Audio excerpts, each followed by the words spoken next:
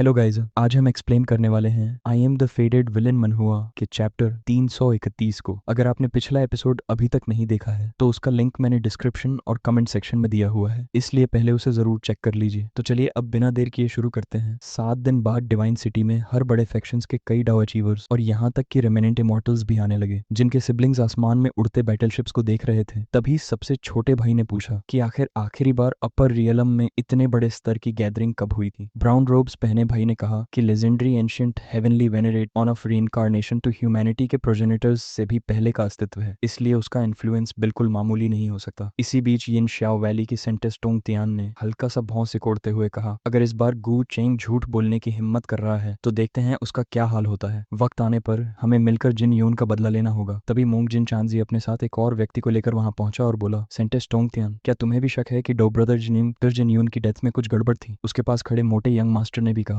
Dough brother जिन चैनजी, और मुझे भी ये बात काफी अजीब लगती है। उधर जिन सिबलिंग्स के सबसे छोटे भाई ने उनकी ओर देखकर कहा, लेकिन बुद्ध चाइल्ड और मर्चेंट अलायंस के यंग अलायंस मास्टर वैन शान, तुम लोगों का यहाँ आना अनएक्सपेक्टेड है। उनके साथ खड़ा तीसरा व्यक्ति बुदबुदाया, गुचेंग के पास बेहद विशाल आर्कन पावर है, उसके किसी भी अवतार के लिए हमारी उम्र के किसी कल्टिवेटर को मारना आसान है, सिर्फ अवेलेबल होने से कुछ साबित नहीं होता। सेंटेस टोंगतियान ने फिर यंग मोंक की ओर देखा और बोली, बुद्धिस्ट फैक्शन के जिन चांजी भी यहाँ हैं, मैंने सुना है उनकी डिवाइन स्किल डीमंस को कहीं छिपने नहीं देती। हमें सीनियर्स से कहना चाहिए कि वे गूचेंग की पूरी तरह जांच करें। जिन चांजी ने हल्का सा सिर हिलाया और कहा कि वह भी यही सोच कर आया है, लेकिन तभी किसी ने तिरस्कार भरी हंसी उड़ाते हुए आगे कदम बढ़ाया, पहले इसकी ही जांच कर लो। आखिर जब जिन यून मरा था तब जिन चांजी उसके ठीक पास खड़ा था, है ना? सबने मुड़कर देखा तो पता चला कि वो गूसिनर थी। उसने बाहें मोड़ते हुए कहा, अब समझ आया, तुम लोग सच में डेमोनिक आर्ट्स के इनहेरिटर को ढूंढना नहीं चाहते, तुम बस गुचेंग को फंसाना चाहते हो ताकि उसके खिलाफ मूव कर सको, है ना? तुरंत सेंटेस टोंगतियान आगे बढ़ी और बोली, तो तुम गुसिनर हो। मुझे पता है तुम सिर्फ इसलिए इतनी अकड़ दिखाती हो क्योंकि तुम गुचेंग की प्रोटेक्शन में छिपी रहती हो। वह उसके बिल्कुल करीब आकर बोली, अगर वो तुम्हारे पीछे ना खड़ा हो तो तुम्हारी करंट पावर से तुम आखिर हो क्या? गुसिनर ने शांत चेहरे से सिर्फ 2 शब्द कहे, योर मदर। ये सुनते ही सेंटेस टोंगतियान का चेहरा गुस्से से लाल हो गया। उसने हाथ उठाया और गुसिनर को मारने ही वाली थी कि उसी पल गुसिनर ने उसके पेट में बेहद वायसियस पंच जड़ दिया। साथ ही कहा कि हमला पहले सेंटेस टोंगतियान ने ही किया था। सेंटेस टोंगतियान कई मीटर दूर जाकर गिरी, लेकिन कैनन फोल्डर यंग मास्टर वैन शान ने उसे संभाल लिया। उसने गुस्से से गुसिनर को घूरते हुए कहा, ये डिवाइन सिटी है, यहाँ इतने एमिनेंट फिगर्स मौजूद हैं, फिर भी तुम इतनी इंसोलेंट बनने की हिम्मत कर रही हो। गुसिनर तुरंत पलटकर बोली, क्या तुम अंधे हो? हमला पहले सेंटेस टोंगतियान ने करने की कोशिश की थी। वैन शान गुस्से में चिल्लाया कि वह उसे मार डालेगा और अपने आदमियों को अटैक करने का आदेश दे दिया। उसके सबऑर्डिनेट्स तुरंत आगे बढ़े। दांत पीसते हुए वे बोले कि उसे सबक सिखाना जरूरी है, लेकिन उसी क्षण गुसिनर के पास खड़े 2 लोग भी आगे आ गए और बैटल स्टैंड्स में खड़े होकर बोले, क्या तुम लोग सच में नंबर्स के दम पर हमें बुली करना चाहते हो? पास ही यंग हेवनली फीनिक्स लेडी ने हैरानी से गुसिनर को देखा, जबकि 6th क्राउन प्रिंस ने कहा कि वहां लड़ाई छेड़ने वाली है। उधर जिंगवू होली एंसेस्टर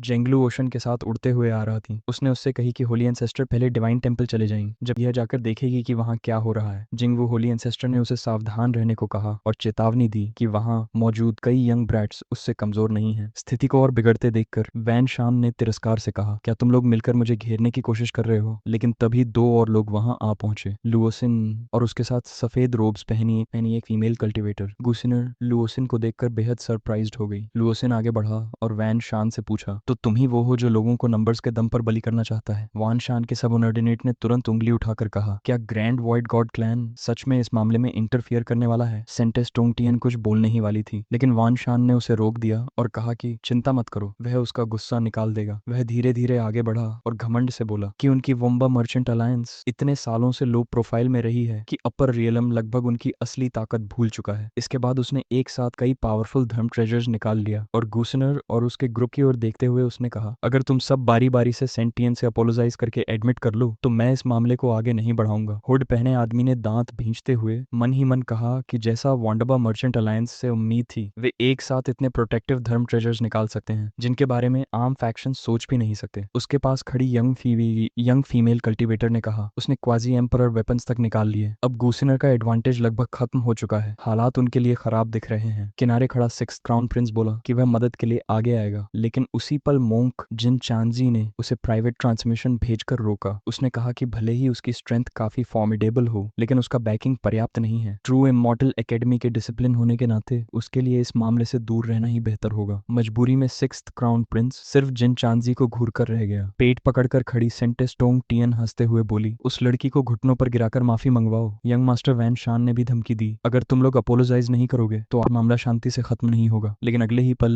एक भयानक स्ट्राइक सीधे उसके सिर पर आ गिरा और उसका सिर उसी पल फट गया। सेंटेस टोंगटियन के चेहरे पर पूरी तरह से शॉक छा गया जब गुचेंग के फिस्ट से निकल रही बची हुई ऑरा चारों तरफ फैल गई। फिर उसने ठंडी आवाज में कहा, तो फिर इसे शांति से खत्म मत होने दो। उसके पीछे मौजूद सभी लोग उसकी अचानक एंट्री देखकर हैरान रह गए और उसका नाम पुकारने लगे। गुचेंग ने हल्का सा पीछे मुड़कर लुओसिन की तरफ देखा और कहा, लूसीन, काफी समय हो गया। लूसीन हल्का सा ब्लश करते हुए बुदबुदाई, हम इतने भी करीब नहीं हैं। जबकि गुसिनर बस उसे घूरती रह गई। तभी वोंग सिबलिंग्स आगे बढ़े और गुचेंग का अभिवादन करते हुए बोले कि बहुत समय बाद मुलाकात हो रही है। गुचेंग ने जवाब दिया कि उसे उम्मीद है दोनों अच्छे होंगे। फिर उसने कहा, वैसे काफी समय से तुम्हारी सिस्टर की कोई खबर नहीं मिली, क्या वो अभी भी सिक्लूजन में है? कहीं ऐसा तो नहीं कि क्लैन की पूरी शक्ति समेटकर सीधे इमॉर्टल रियल में ब्रेक थ्रू करने की तैयारी कर रही हो? अंदर ही अंदर वह सोच रहा था कि क्या वोंगजिन सच में वही फेट फिगर है जिसके पास टॉप तक पहुंचने का सबसे तेज रास्ता है। काले हुड वाला आदमी बस ऑकवर्ड स्माइल देते हुए बोला, ये क्लैन सीक्रेट है, मैं निश्चित तौर पर कुछ नहीं कह सकता। लेकिन तभी वैन के एक सब ऑर्डिनेट ने गुस्से में चिल्लाते हुए कहा कि गुचेंग ने हद पार कर दी है। उसने कहा, मेरे यंग मास्टर का आपसे कोई झगड़ा नहीं था, फिर आपने इतनी बेरहमी से उसे क्यों मार डाला? गुचेंग ने शांत स्वर में जवाब दिया, अगर उसने मुझे ऑफेंड किया होता तो शायद वो अभी भी जिंदा रहता, लेकिन उसने मेरी यंगर सिस्टर को बली करने की कोशिश की। फिर उसकी आवाज ठंडी हो गई। पूरे अपर रियलम में कौन नहीं जानता कि मैं उसे सबसे ज्यादा चेरिश करता हूँ। अगर तुम्हें अन्याय लग रहा है तो मुझ पर अटैक करने के लिए स्वागत है, लेकिन उसके बाद अपनी लाइफ और डेथ की जिम्मेदारी खुद लेना। तभी एक बुजुर्ग व्यक्ति हल्की खांसी के साथ आगे बढ़ा। उसने कहा, सद्भाव सबसे महत्वपूर्ण होना चाहिए और जहाँ संभव हो वहाँ क्षमा दिखानी चाहिए। यंग मास्टर वैन शान और बाकी लोग पहले ही इसकी कीमत चुका चुके हैं, तो क्या इस मामले को यहीं खत्म नहीं किया जा सकता? भीड़ तुरंत चौंक गई क्योंकि वे उसे एम्पर माउंटेन के एल्डर किंग ऑफ हेवन के रूप में पहचान चुके थे। वो सब ऑर्डिनेट तुरंत बोला, सीनियर, कृपया वोम्बा मर्चेंट अलायंस के लिए न्याय कीजिए। गुचेंग ने शांत भाव से कहा, सीनियर सही कह रहे हैं, जब मैं सही होता हूँ तब मैं अनरीजनेबल तरीके से काम नहीं करता। बूढ़े व्यक्ति ने मुस्कुराते हुए कहा, इतनी कम उम्र में इतना ऊंचा उठता हुआ प्रोडिजी देखकर इस बूढ़े आदमी को भी एनवी हो रही है। गुचेंग ने सिर्फ इतना कहा, सीनियर मेरी ज्यादा तारीफ कर रहे हैं। उस एक आंख वाले बूढ़े ने फिर कहा कि उसने सुना है आज डिवाइन सिटी में नई एंशिएंट हेवनली वेनेरेट ऑफ रिकॉग्निशन प्रकट होंगे और पूछा क्या ये सच है? गुचेंग आगे बढ़ा और बोला, स्वाभाविक रूप से मास्टर वादे के अनुसार आएंगे। सीनियर्स ऊपर जाकर प्रतीक्षा कर सकते हैं। वन आइट डाओ अचीवर ने हल्का सा सिर हिलाया, बहुत अच्छा, मैं आदरपूर्वक एंशिएंट हेवनली वेनेरेट्स के आगमन की प्रतीक्षा करूंगा। फिर उसने भीड़ की तरफ मुड़कर कहा कि इस मामले को यहीं खत्म कर दो। यंग मास्टर गुचिंग, आज इस बात को आगे नहीं बढ़ाएंगे, इसलिए तुम लोग भी और ट्रबल मत पैदा करो। इसके बाद प्रिंसेस लुओसिन ने अपनी कोहनी से गुचेंग को हल्का सा धक्का देते हुए कहा कि वो भी ऊपर जा रही है क्योंकि उसके क्लैन की होली एंसेस्टर ऊपर इंतजार कर रही हैं। गुचेंग बस मुस्कुराया और बोला, ठीक है। लुओसिन ने आगे कहा, निश्चिंत रहो, मेरे इन्फ्लुएंस की वजह से क्लैन की होली एंसेस्टर तुम्हें काफी महत्व देती हैं। अगर डिवाइन सिटी में कोई इंसिडेंट हुआ तो समय आने पर वो तुम्हारे पक्ष में खड़ी होंगी। गुचेंग ने शांत स्वर में जवाब दिया, तो फिर मैं लुओसिन को धन्यवाद दूंगा। तुरंत गुसिनर ने हल्का सा भौं सिकोड़ते हुए उसकी नकल उड़ाई, बहुत धन्यवाद लुओसिन। जब भीड़ धीरे धीरे बिखर रही थी तभी गुचेंग ने अचानक लोनी फे की तरफ देखा और उसे रुकने के लिए कहा। लोनी फे ने गुआन की नजरों का सामना करते हुए हल्का सा झुककर पूछा, यंग मास्टर गुचेंग ने मुझे क्यों रोका? गुचेंग ने शांत भाव से जवाब दिया, कुछ खास नहीं। डिवाइन सिटी में इस समय सभी प्रोडिजीज इकट्ठा हुए हैं। ये इनहेरिटर ऑफ डेमोनिक आर्ट्स के लिए सबसे अच्छा मौका है। ब्रदरलैंड की कॉन्स्टिट्यूशन असाधारण है, इसलिए मैं सिर्फ तुम्हें सावधान रहने की वार्निंग देना चाहता था। गुसिनर की आंखें हल्की फैल गईं क्योंकि उसे याद आ गया कि लोनी फे पर ही इनहेरिटर ऑफ डेमोनिक आर्ट्स होने और यिन श्याओ वैली के जिन युन को मारने का आरोप था। उसके मन में सवाल उठा कि क्या गुचेंग सच में पर्दे के पीछे मौजूद उस व्यक्ति से जुड़ा हुआ है और आखिर वो डेमोनिक आर्ट्स में कब शामिल हो गया। लोनीफी ने जवाब दिया, वार्निंग के लिए धन्यवाद यंग मास्टर गुचेंग, मैं सावधान रहूंगा। लेकिन अंदर ही अंदर उसके माथे पर पसीना आ चुका था क्योंकि उसे एहसास हो गया था कि गुचेंग चाहता है कि वो डिवाइन सिटी के अंदर ही एक्शन ले। इतने सारे हैवीवेट एक्सपर्ट्स की मौजूदगी में ये बेहद खतरनाक था। कुछ देर बाद जब गुचेंग और गुसिनर एक प्राइवेट कोर्टयार्ड में पहुंचे, गुचेंग ने उसके सिर पर हाथ रखते हुए पूछा, तुम पहले से परेशान लग रही हो,